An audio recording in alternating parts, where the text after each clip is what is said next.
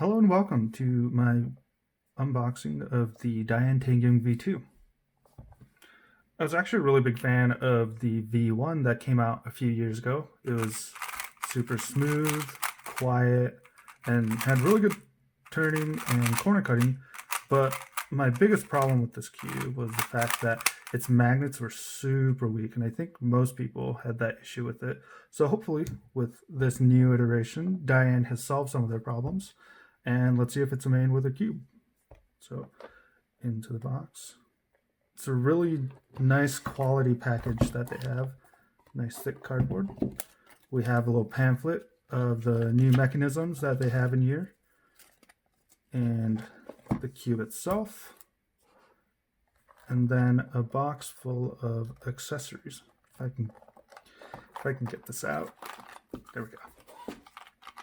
So in this box we have some springs. I think these are a different set of springs. And then let's just dump it out. We have more springs, a core, a spare core actually, and a Phillips head and a flathead screwdriver. I think this is for the core, and this one must be for the new magnet adjustment. So let's open up the puzzle.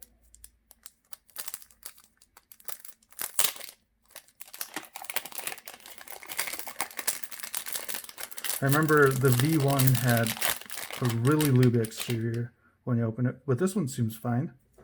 The shades look really nice. It's actually got kind of a matte finish to it. It feels really good in the hands. If we compare it to the V1, honestly it looks about the same. The green is a little bit darker actually though. And the red is, a little bit lighter. Okay, and into first turns. Oh, wow. It's very flexible out of the box, but I do really enjoy this turning.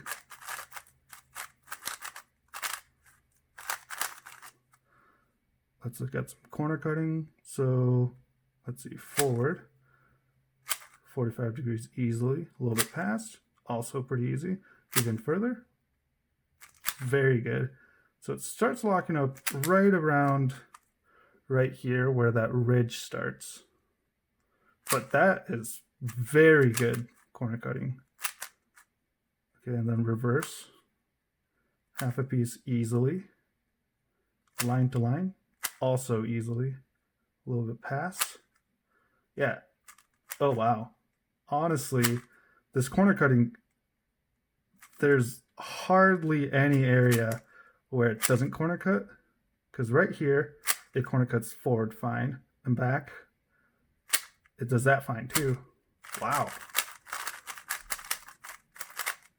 I'm really impressed.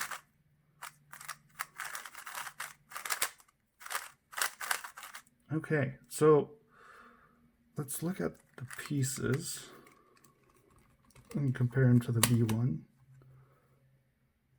See there, that's the edge. It's got the adjustable magnets like in the MGC Elite. Okay, so fill focus. The edge pieces look pretty similar. A little different on the cuts, but for the most part it looks about the same. And if we look at the corners, this is the V1 and this is the V2.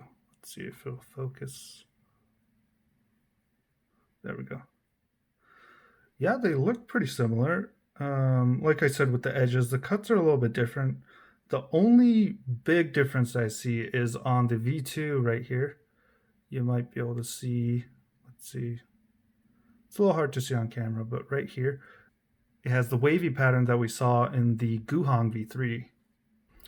Now moving on to the extra features that this cube has, which is a lot, like I mentioned before. First off, with the edges, what we have is the magnet system, the 3 different settings that you can use this flathead screwdriver that comes with the cube. If you can see, there's a little slot right there. You just put it in and you turn it, just like with the MGC Elite, but this one comes with 3 instead of just 2 settings. And just like with the MGC Elite, if you turn this side turns as well. So next up, we have all the things that are in the centerpiece. So if we take a closer look, we see that there is the screw, just like any other puzzle. And then there is a hexagon designed right here, and then an octagon that surrounds that. So what each of these does, the screw here, it's just like any other puzzle. You tighten it, the puzzle gets tighter, you loosen it, the puzzle gets looser. The interesting thing about this puzzle, though, is that these other components, the hexagon piece and the octagon piece, kind of split up what tightening a screw does. So the 2 things that happen when you tighten a screw is 1, you get a tighter spring tension, and then 2, it makes it so the puzzle itself has less distance to travel. Like if I tighten this all the way, this puzzle wouldn't flex at all, it would just be stuck. So what I mean by they split the 2 functions is that this hexagon piece, it tightens the travel distance of the centerpiece, whereas the octagon shape, it tightens the spring tension. So you can effectively change the 2 settings without having to tighten the screw itself, which I think is nice. It's effectively what GAN did with the GES system, but with a little bit more rudimentary of an implementation, because this one still has a screw, whereas GAN, as you know, they have spring capsules, I guess. So since there are so many different settings with the magnets, the travel distance, and the spring tension, I'm going to try out some settings, and then I'll be back with my final review on my thoughts of this puzzle. I really like it so far already out of the box, so I think I'm going to really like it after I set it up properly. Okay, so I'm done setting up my TengYun V2. It turns really well. I really like this cube. My Gana XS is my main right now, but honestly, this might be a good contender for that. Just, it's super smooth, it's fast, with a slight bit of that that scratchiness that comes from the wave pattern. I like how intuitive it is to switch the magnets. It's pretty intuitive to switch the settings as well once you actually know what they do. One thing that I really like about this that is missing from cubes like the GTS 3 is being able to turn the settings backwards. With the GTS 3, if you turn the adjustment system forward, you can't go backwards. You have to go all the way back until it clicks back into place. Whereas this one, the system is so that you can just push down and turn it rather than it being a ratchet system like with the GTS 3. So it goes forwards and backwards, making it really easy to adjust. Other than that, the one thing that I really thought while I was using this cube is that this cube is like a TengYun V1 plus a GAN XS combined. The feeling is like a TengYun with the GAN XS combined, but also the color scheme is exactly the same as the GAN. You can see the yellows are pretty much the same, the reds are the same, greens, orange, and then the whites. And not only is it the colors that are the same, the adjustment system is actually really similar as well. Minus the screws. In the GAN XS, we see the system where you can adjust the spring strength, but also the this blue nut gives you the ability to change the center travel distance as well. So it's like Dayan took the GAN XS's system and just used it in their cube. But that goes on to a few of the cons that I saw on this cube. This middle, let's see. Well, one con is that the center caps are hard to get off. Let's see, there we go.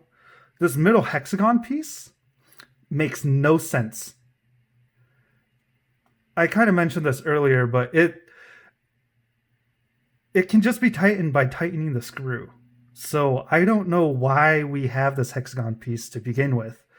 Also, in the box, for mine at least, it came on the tightest setting for the hexagon piece, the center cap travel. So any other setting, or I tried loosening it to any of the other settings, all the other settings are completely pointless. They're way too loose with the settings of the screw. So if you loosen this center or the hexagon piece, then you're going to have to tighten the screw anyway. So why do we even have it? It doesn't give us super granular adjustment anyway, so I don't see the point in it existing. It makes sense for the GAN XS because there is no screw. It gives you the ability to adjust that without having the screw, which is great for the GAN XS. But if you have a screw, this doesn't make any sense, at least to me. If there's anything that I'm missing, please leave it in the comments. But it's kind of too bad because it becomes more of a gimmick than anything for an otherwise pretty good cube. The settings that I settled on were the stock screw setting with 0.6 hexagon, which is also what came stock in mine. And then I switched the spring tension to the 1.0 mark. So that's, I think that's the second highest setting for the springs. So all in all, pretty good cube. I honestly might main this over my XS. We'll see. I'll do a little bit more testing and then I'll make my decision. But as of right now, this puzzle has a lot of potential. So if you're interested in buying this cube, you can get it on thecubicle.com for $31.99. Yeah, and that's it.